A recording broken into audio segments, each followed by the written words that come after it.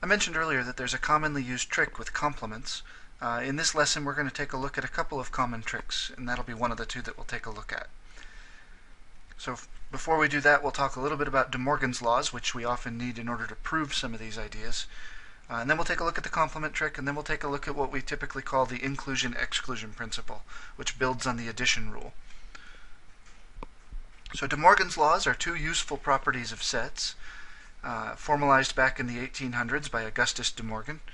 The first one says that the complement of a union is equal to the intersection of the complements of the individual two events. The second rule says that the complement of an intersection is equal to the union of the complements of the individual events.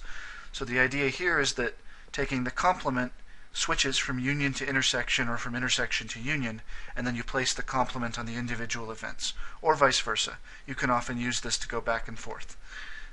This is often extended easily to infinite sequences as well, and this is covered in more detail in the book in section 1.7.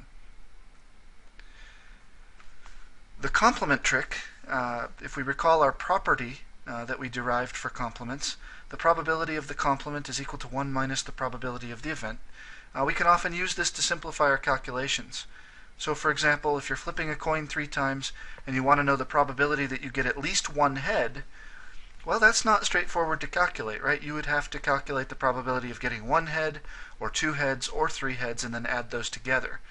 Alternatively, since the complement of 3 heads, of at least 1 head, is no heads, you could just calculate the probability that you get no heads, which would be the probability of the complement, which equals 1/8, and then we would know that the probability of at least 1 head would be 1 minus 1/8, or 7/8. This is an especially common trick when we deal with distributions that have an infinite number of possible outcomes, and we say things like, what's the probability of getting at least 2 accidents at this intersection, or at least 2 heads, or things like that. It's much easier often to calculate that complement and then subtract it from 1.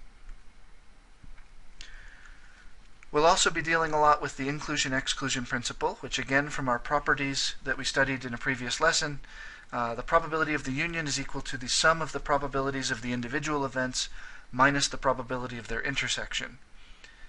And we can, in fact, we can state a more general version of this rule for finite sets of events.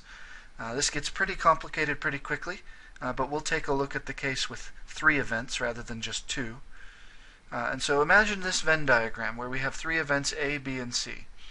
And so what the inclusion-exclusion principle says is count the probability of A, which would include regions 1, 2, 4, and 5.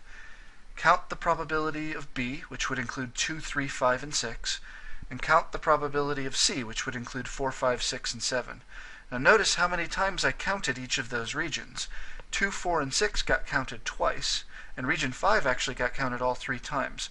So we start by adding the probabilities of A, B, and C. We then subtract off the intersection of A and B, which subtracts off 2 and 5.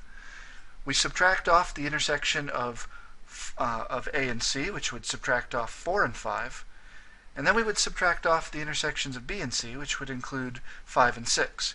So 2, 4, and 6 each got subtracted off twice, but now 5 got subtracted off 3 times. So it was counted 3 times initially, it was subtracted 3 times, and so now we would then count it one more time by counting the intersection of all 3 events, A, B, and C. So this is an important concept to work through, and I would encourage you to try to do the algebra to verify the rule for the case of 3 events. Here's an example that will make use of the rule, and I'll in fact show you the formula here as well. So let A, B, and C be 3 events where we're given the probability of A, the probability of B, and the probability of C, as well as the probabilities of all of the possible intersections. So one rule of thumb is that you, in order to talk about and calculate an 8th value, you actually have to have 7 pieces of information here. And so the formula here is the probability of A union B union C, or in other words, the probability that at least one of A, B, and C occur, is equal to the sum of the individual probabilities minus each of the twofold intersections, and then we tack back on that threefold intersection A, B, C. And so for this case, the calculation gives us the probability that at least one of those events occurs is 0.75.